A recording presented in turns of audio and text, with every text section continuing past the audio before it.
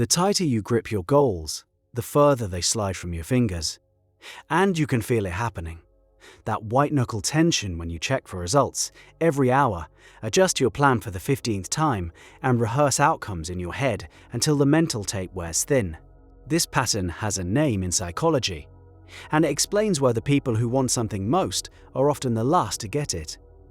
Chances are you're running this program right now and mistaking it for discipline. There's a specific flavor of anxiety that disguises itself as productivity. You make the vision board, you write the affirmations, you do the meditation, then you spend the rest of the day micromanaging every variable between you and the outcome. The journaling becomes obsessive. The visualization becomes a courtroom where you cross-examine your own worthiness, and the entire process starts to feel like pushing a boulder uphill while someone keeps greasing the slope. That greasing? You're the one doing it. Control behavior and creative expectation operate on opposite frequencies. One runs on fear, the other runs on receptivity. When you try to force both into the same hour of your day, they cancel each other out like noise-cancelling headphones pointed at your own signal. You affirm abundance at 7 in the morning, then spend lunch, panic scrolling your bank account.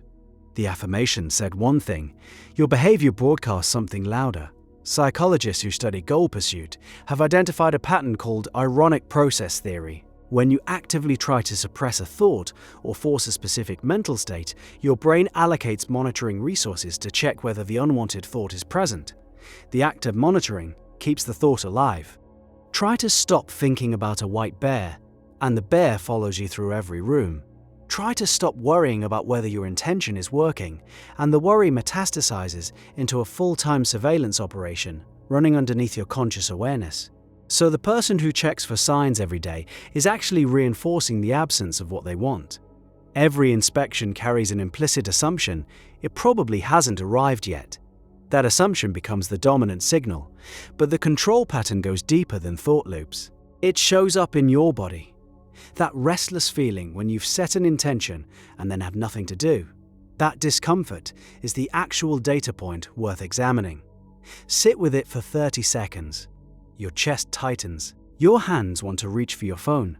Your mind starts generating action items, backup plans, contingency routes. The body is screaming, do something, and that scream comes from a very specific place. It comes from a nervous system that learned, probably early, that letting go means getting hurt. Kids who grew up in unpredictable environments develop hypervigilance as a survival strategy. They learn to scan, to anticipate, to manage every variable they can reach. That strategy works beautifully for surviving chaos. It works terribly for allowing something new to arrive. The skill that kept you safe at 8 years old is now the wall between you and the life you're trying to build at 35. Your survival software is outdated, and it's still running in the background with administrative privileges. Consider what trust actually requires. You set a direction, you take aligned action, then you release your grip on the timeline and the specific form of delivery. That release, that gap between action and outcome, is where most people's control patterns detonate. The gap feels like vulnerability, like exposure, like standing in an open field during a storm and choosing to stay still instead of running for cover. The irony is brutal. The running is what extends the storm. Researchers studying flow states have found that peak performance correlates with a specific cognitive signature, low self-monitoring combined with high engagement. Athletes describe it as being in the zone. Musicians describe it as the instrument playing itself. In every case, the conscious control apparatus steps back, and a deeper processing system takes over. The results are consistently better than what effortful control produces. Your best work, your clearest decisions, your most magnetic energy, all of it emerges when you stop gripping the steering wheel with both hands and white knuckles. So why does letting go feel so dangerous? Because control provides something trust cannot, the illusion of certainty. When you're managing every detail, you feel like you're doing something. The busyness registers as progress. Your brain rewards the activity with small hits of satisfaction, even when the activity is counterproductive. You're essentially addicted to the feeling of managing outcomes, regardless of whether the management produces results. This is where the distinction between action and control becomes critical. Action moves towards something. Control clutches at something. You can take massive, bold daily action toward a goal while simultaneously releasing your death grip on how and when it materializes. These are separate muscles. Most people have never trained the second one because the first one gets all the cultural applause. Think about how you relate to a planted seed. You water it, you make sure it gets sunlight, you protect it from frost.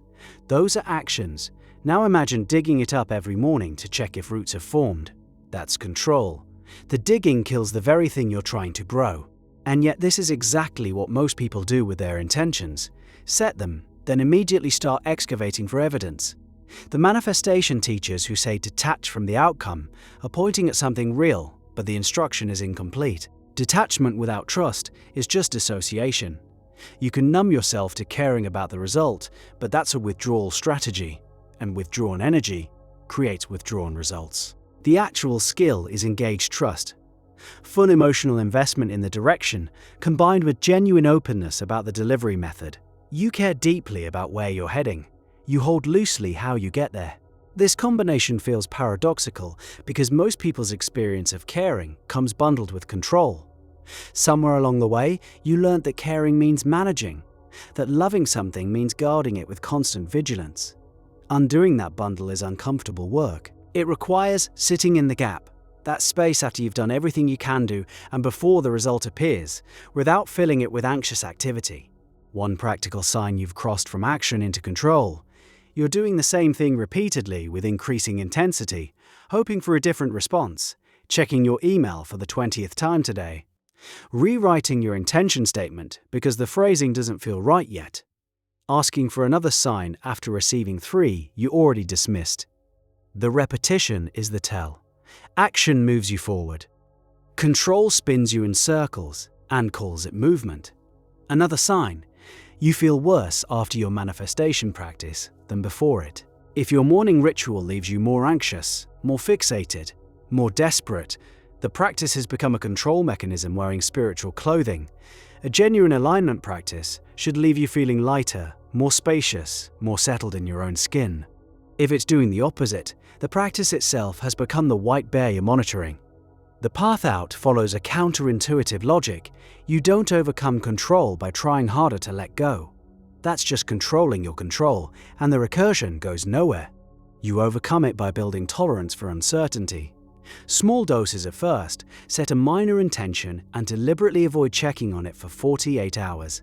Notice the discomfort, let it wash through without acting on it.